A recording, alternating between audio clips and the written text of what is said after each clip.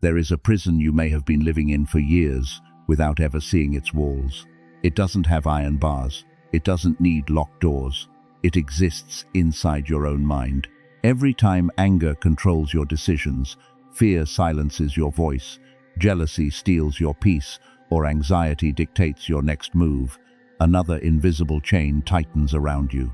The terrifying part is that you may have become so familiar with these chains that you've started calling them your personality. But what if the person you think you are is actually the person your emotions have trained you to become? Think about the last time someone disrespected you. Before you even had a chance to think, your emotions had already chosen your reaction. Your heart raced. Your thoughts became chaotic. Your words escaped before wisdom could stop them. Later, when everything was over, you replayed the moment in your mind, wishing you had responded differently. That is how emotional slavery works. It doesn't ask for permission. It takes control before you realize you've surrendered it. Marcus Aurelius understood something that most people never discover.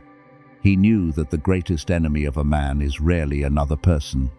It is the version of himself that reacts before he reflects. That is why he constantly reminded himself that events are not what disturb us. It is our judgment of those events that creates suffering. The insult is not your prison. The betrayal is not your prison. The failure is not your prison. Your interpretation is. Ask yourself an uncomfortable question. How many of your worst decisions were made during your strongest emotions? How many relationships have been damaged because anger spoke before wisdom? How many opportunities have disappeared because fear convinced you not to act? How many nights have been stolen by anxiety about things that never actually happened? The painful truth is this: most people are not living their lives. They are living the emotional reactions they have never learned to control. That realization changes everything, because if emotions can control your choices, they can quietly control your destiny. Your emotions are not always reporting reality. They are often reporting your interpretation of reality. That distinction is the beginning of freedom. The Stoic never assumes that every feeling deserves obedience. He questions it. He observes it. He separates the emotion from the truth. Imagine standing beside a river after heavy rain.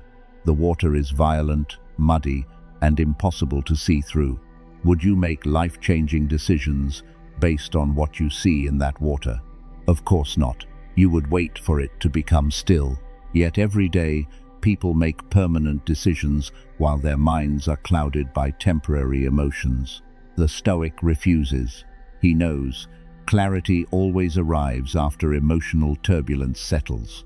That is why emotional mastery is not about suppressing feelings. It is about refusing to let temporary storms determine permanent choices. And once you understand what negative emotions are actually trying to do inside your mind, you will never experience anger, fear, anxiety, or sadness in quite the same way again. Most people believe negative emotions are enemies that must be destroyed. That belief is the beginning of their suffering, because the harder you fight an emotion, the stronger it often becomes. Try forcing yourself not to feel anxious. The anxiety grows. Try refusing to feel angry. The anger searches for another way to escape. Try pretending sadness doesn't exist. It quietly follows you into every conversation, every decision, every silent moment. The Stoics understood something modern psychology continues to confirm. An emotion ignored is rarely an emotion defeated. Marcus Aurelius never taught himself to stop feeling. He taught himself to stop becoming the servant of what he felt. There is an enormous difference. Ask yourself honestly, when was the last time you paused before reacting? Not for 5 minutes, not for an hour, just 5 seconds. 5 seconds is often the difference between wisdom and regret. Those few seconds determine whether emotion remains your master or becomes your teacher. This creates another profound mindset shift. You cannot always choose your first emotion. You can always choose your first action. That truth changes everything. Fear may arrive. Anger may appear. Disappointment may knock at your door. but none of them can force you to act unless you surrender your judgment. Epictetus reminded his students that between what happens and how we respond lies our greatest freedom. Most people never discover that freedom because they confuse impulse with identity. They say, "I'm just an angry person. I'm naturally anxious. I've always overthought everything." No, those are habits, not identities. Habits can be rewritten. Identity can be rebuilt. Imagine holding a burning piece of coal because someone insulted you. Who suffers first? You do, long before you could ever throw it at another person. Resentment works exactly the same way. Every day you replay someone's betrayal, your body experiences the pain again. Every time you relive an old humiliation, your nervous system believes it is happening now. The other person may have moved on years ago, yet your emotions keep reopening the wound. Seneca warned that the greatest punishment often comes from carrying our own anger. Not because anger is evil, because prolonged anger quietly poisons the person holding it. Ask yourself another uncomfortable question. How much energy have you given to people who no longer deserve access to your mind? Hours? Days? Months? Years? Think about that. Someone who disappointed you once may have occupied thousands of hours inside your thoughts afterward. Without realizing it, you gave them far more than they ever took. This creates another major mindset shift. The person who controls your emotions controls part of your life. Read that again. If one insult can ruin your day, if one rejection destroys your confidence, if one criticism steals your peace, then your emotional freedom still depends on other people.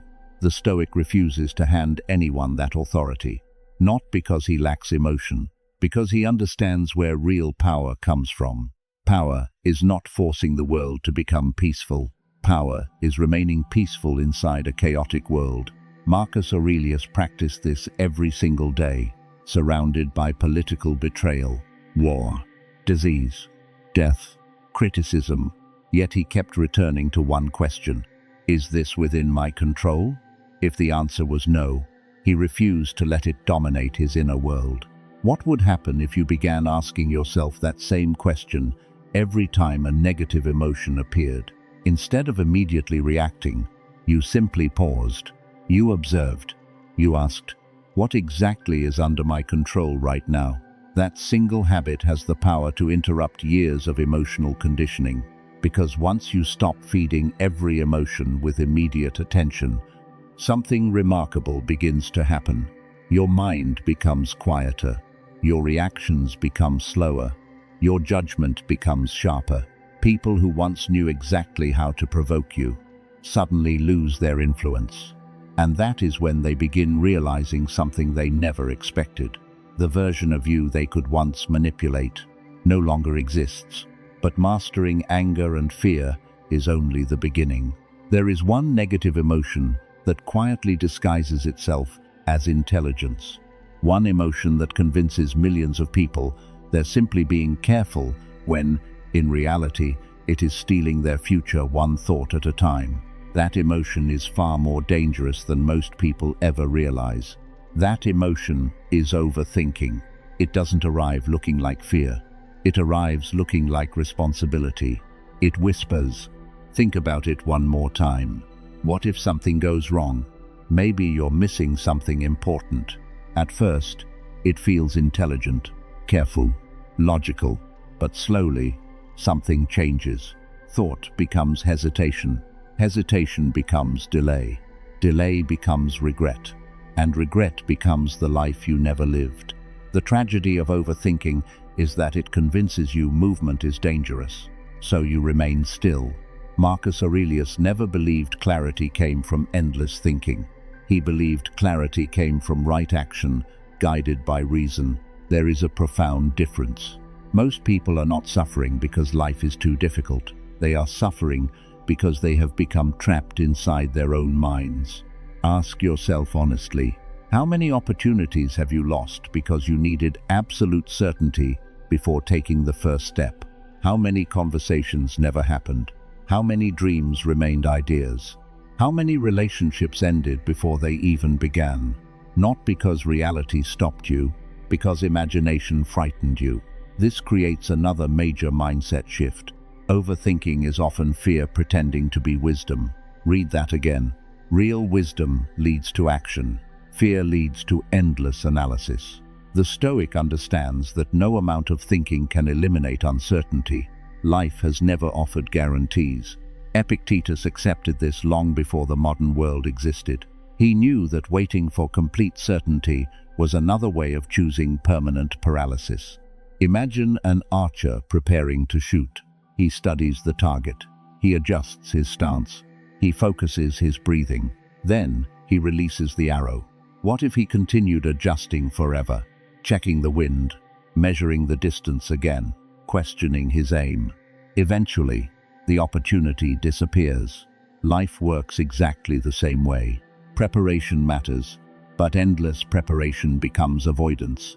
Seneca warned that those who fear every possible outcome eventually lose the present moment entirely. Think about how often your mind leaves today.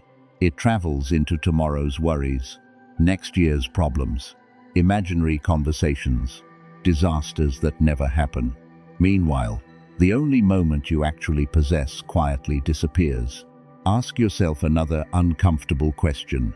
When was the last time your worst fear actually happened exactly the way you imagined it? Probably rarely, yet your body carried the weight as though it were certain. Another profound mindset shift emerges here. Your mind is an extraordinary servant, but a terrible master. The Stoic never allows his thoughts to become unquestioned truth. He examines them, challenges them, questions them. Marcus Aurelius filled his private journal with reminders that not every thought deserves belief. That practice remains one of the greatest forms of emotional discipline. The next time your mind whispers, "What if I fail?" ask another question. What if I grow? When it says, "What if they reject me?" ask, "What if I become stronger because they do?" When it says, "What if everything goes wrong?" ask, "What if this challenge becomes the reason I discover who I really am?" Notice what just happened. Reality didn't change, only perception did. And perception changes emotion. That is Stoicism, not controlling life. Controlling the meaning you assign to life. Eventually, something extraordinary begins happening. You stop believing every fearful thought. You stop obeying every anxious feeling. You begin creating distance between yourself and your emotions. That distance is where wisdom lives. People notice that you no longer panic under pressure. You no longer rush into emotional reactions. You no longer collapse every time uncertainty appears. Not because life became easier, because your mind became stronger. But there is one final emotional trap more dangerous than fear, anger, or overthinking. It silently convinces people they are victims of their past.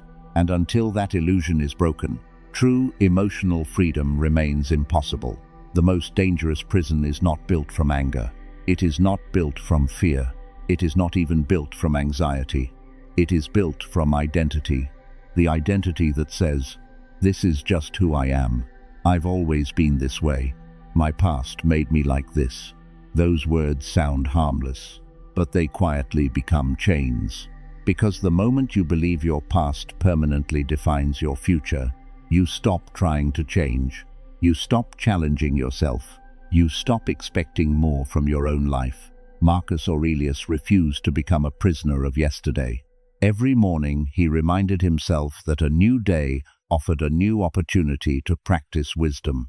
Not because yesterday never happened, because yesterday no longer possessed authority over today's choices. Ask yourself honestly, how many times have you introduced yourself through your wounds instead of your potential? How many decisions have been made by a younger version of you that no longer exists? How often do you allow old pain to speak for the person you are becoming today? This creates another major mindset shift. Your past explains you. It does not have permission to define you. Read those words slowly. Explanation is not destiny. You may have experienced betrayal. That does not mean you were created to distrust everyone forever. You may have failed. That does not mean you were created to live in fear. You may have been rejected. That does not mean you are unworthy. The Stoics never denied suffering. They denied suffering the authority to become identity. Epictetus began life as a slave, yet he refused to let external circumstances imprison his inner world. Think about that. A man whose body lacked freedom discovered greater inner freedom than many people living with every external advantage. Why? Because he understood something extraordinary. No one can imprison the mind that refuses to surrender its judgment. Imagine carrying an old photograph everywhere you go. Every time you meet someone, you show them who you used to be. Every opportunity, you compare it to what happened years ago. Every challenge, you measure against your oldest wound. Eventually, you stop seeing the present. You only see memories. Many people live exactly this way. Not physically, psychologically. They continue arguing with people who are no longer present. They continue seeking approval from voices that disappeared years ago. They continue reliving moments life has already left behind. Seneca warned that living in constant remembrance of pain is another way of repeating it. Ask yourself another uncomfortable question. Who would you become if you stopped introducing yourself through your scars? Who would you become if you stopped allowing yesterday's pain to vote on today's decisions? That possibility is powerful, because suddenly the future becomes larger than the past. Another profound mindset shift emerges here. Healing begins the moment your future becomes more important than your history. That is not denial, it is liberation. The Stoic does not erase painful memories. He transforms their purpose. Failure becomes instruction. Betrayal becomes discernment. Loss becomes perspective. Pain becomes discipline. Nothing is wasted. Marcus Aurelius believed every obstacle carried within it the material needed to build stronger character. The obstacle itself was never the enemy. Your response determined whether it became poison or wisdom. Eventually, something remarkable begins happening. You stop asking, "Why did this happen to me?" You begin asking, "What is this teaching me?" That single question shifts your entire emotional world, because victims seek explanations. The Stoic seeks growth. You no longer deny difficult emotions. You no longer obey them either. You acknowledge them, learn from them, then continue walking. Not because you are emotionless, because you finally understand something most people spend their entire lives missing. Your emotions are visitors. They are not permanent residents. They deserve awareness, not ownership. And once that truth settles deeply into your mind, you are closer than ever to the greatest form of emotional freedom a human being can experience. Because the final lesson is not about controlling emotions. It is about mastering the person who experiences them.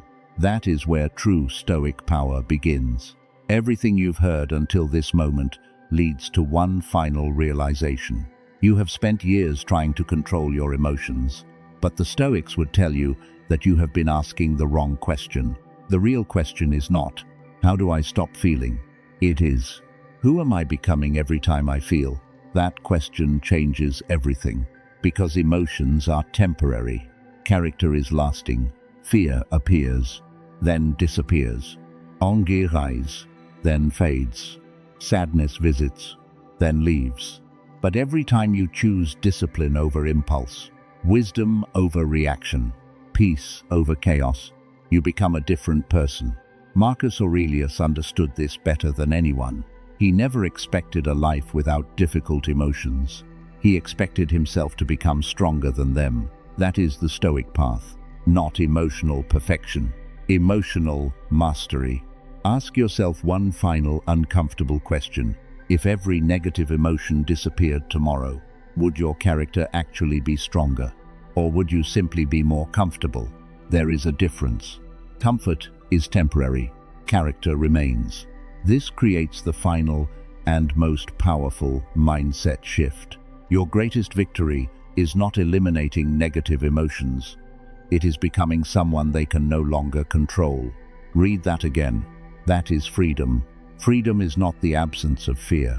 It is moving forward while fear is present. Freedom is not never feeling anger. It is refusing to let anger make your decisions. Freedom is not avoiding sadness. It is remembering that sadness is a visitor, not your identity. Freedom is not controlling the world. It is controlling the part of yourself the world constantly tries to provoke. Imagine standing before a mirror. For years, you believed your reflection was your emotions, the angry version, the anxious version, the insecure version, the overthinking version. Today you finally recognize something extraordinary. Those were never your identity. They were experiences, passing weather, temporary clouds moving across a permanent sky. The sky was always there, calm, steady, unshaken. That sky is your character. Epictetus reminded his students that no one can truly harm the person who governs their own mind. Not criticism, not rejection, not failure, not betrayal. Those things may wound you, but they never have the authority to define you, unless you surrender it. Seneca believed every hardship carried an invitation, not an invitation to suffer endlessly, an invitation to become wiser than before. That invitation still exists today. Every difficult emotion asks the same question: will you obey me, or will you observe me? The answer determines the quality of your entire life. Eventually, something remarkable begins happening. The situations that once destroyed your peace become opportunities to practice it. The people who once controlled your emotions lose their influence. The setbacks that once convinced you to quit become evidence that your resilience is growing. Your mind becomes quieter. Your breathing becomes slower. Your decisions become clearer. Not because life became easier, because you finally stopped allowing every emotion to become an order. People begin noticing something they cannot explain. You remain calm when everyone else panics. You remain patient when others react. You remain focused while others become overwhelmed. They call it confidence. They call it mental strength. They call it emotional intelligence. The Stoics called it mastery. Marcus Aurelius ruled an empire, yet the greatest kingdom he ever governed was himself. That same opportunity belongs to you, not tomorrow, not when life becomes fair. Today, right now, every thought you question, every impulse you resist, every fear you face, every emotion you observe without obeying, builds the strongest version of yourself. And one day you'll look back at the person who was controlled by anger, fear, anxiety, overthinking, and you'll realize something beautiful. They didn't disappear because life changed. They disappeared because you did. That is the moment negative emotions stop controlling your life forever. Not because they never return, but because, from that day forward, they no longer decide who you become. Everything you've heard today leads to one undeniable truth. The greatest battle of your life has never been against difficult people. It has never been against painful circumstances. It has never been against failure. It has always been against the version of yourself that allows temporary emotions to make permanent decisions. Marcus Aurelius mastered an empire because he first mastered his own mind. Seneca found peace because he refused to let fortune dictate his character. Epictetus discovered freedom while living as a slave because he understood that no one could control his judgment without his permission. That same freedom is available to you. Starting today, stop asking life to become easier. Become stronger. Stop asking people to understand you. Understand yourself. Stop trying to control everything around you. Master what is within you, because the day you stop being controlled by anger, fear, anxiety, overthinking, jealousy, and resentment is the day you become more powerful than the circumstances that once ruled your life.